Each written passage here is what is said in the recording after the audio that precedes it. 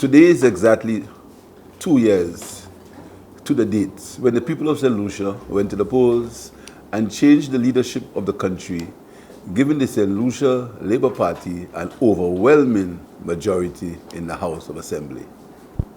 For placing their confidence and trust, their hopes and aspirations in the men and women of the Labour Party and me as their leader, I say an immense thank you. We are humbled by that historic vote, and in that tremendous mandate, we have found the strength to honor our campaign, to put you, the people, first, and in so doing, remedy the ills that you voted against. In the last 2 years, we have been fulfilling our promises. Through prudent economic policies, we have slowly drawn our country from the abyss of financial mismanagement into which it had been thrust, restored financial stability, nurtured economic growth, brought unemployment down to its lowest level in 10 years, and secured over 240 million in new investments in the tourism sector. We will continue our strategy of building back St. Lucia's economic health. The international crisis that confronted and came upon us when we assumed office, the economic downturn from COVID-19, the Russian-Ukraine war with the consequences of international inflation, supply chain problems, and rising oil prices meant that we had to quickly shield and support our people from their negative impact. Our government, therefore, has, in the last 2 years, provided massive subsidies to our people for basic food items, petrol, and cooking gas. We have lowered the price of other goods for the lifting of government service charges on them, and with the removal of VAT on building materials, medical equipment, and sanitary items for babies, women, and senior citizens. We have waived tax penalties and interest of more than 500 million on taxes owed to the government, and provided the largest increase, 25.9 million, to the poor and vulnerable by expanding our social safety net programs. Financial support has been given to pensioners. We have paid civil servants their back pay, and along with an increase in the supplies to teachers, we have assisted parents with their children's education by paying their facility fees, CXC, mathematics, and English fields, while also providing thousands of children with laptops to every secondary school student. As we continue to modernize our education system, we are on course with our first-generation scholarships by leveraging our diplomatic and other relationships and partnering with locally based universities. We have aided registered fishers by granting them a $2 rebate per gallon of fuel purchased, and are diligently working towards CARICOM's goal of 25% reduction on our food import bill by 2025 through our 7-crop program. We declared health to be a priority area for action this year, and have launched yet another phase of universal health care so that pregnant mothers and the elderly can benefit from free medical care.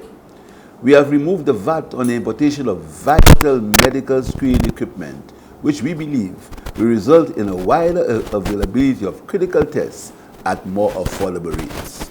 The reconstruction of the St. Jude Hospital has resumed so that it can be delivered to the people of the South and the nation in the shortest possible time. In August, this government will be yet closer to another pledge in fulfilling another pledge to the people of St. Lucia, and I look forward to making this announcement. Notwithstanding these policies to provide social justice for our people, as has always been the tenet of the St. Lucia Labour Party, we have also sought to empower them, to give them the means to be meaningful actors and participants in our national economy.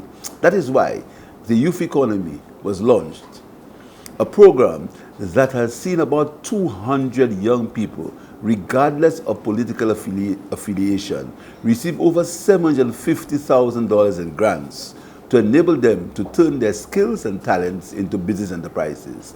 That is why an MSME grant loan facility of $10 million was established for small businesses, with recipients getting 70% of their funds as grant and 40% as a loan.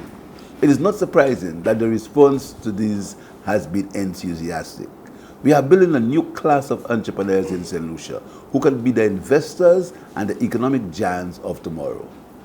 Our mandate from the people on the 26th July 2021, including a call to reverse and end the malpractices in the governance of our country, which had been prevalent under the previous administration. We have answered that call by appointing a Deputy Speaker of the House of Assembly for the first time in 6 years and securing legislation to ensure that the House never again suffers the anomaly of being without a deputy presiding officer. We passed legislation for the appointment of a special prosecutor to take action concerning the reports of corruption that occurred within the last administration and to signal our intention not to book corruption in our governments. We await the decisions of the Judicial and Legal Services Commission on that appointment. In line with our promise to return good governance to St. Lucia, we enhanced our Act of Independence of 1979 by removing the British Privy Council as our final court of appeal and replacing it in the Caribbean Court of Justice. Our judges are not inferior to their British counterparts, and we are proud that we had the faith in our jurisprudence. We are proud too of our heritage and the struggles of our ancestors which freed them from slavery of the British and other colonial powers and laid the foundations of the society and the people that we are today. And it's for this reason, from last year, we elevated our observance of emancipation from slavery to a celebration that aims at enkindling our consciousness of our history and our heritage. Unfortunately, the scourge of crime, and in particular violent gun crime, unfortunately continues to bedevil our country. But we are determined to bring it under control. And our policies of support and strengthening of the police force and all other agencies involved in maintaining our national security will be unabated in the year ahead.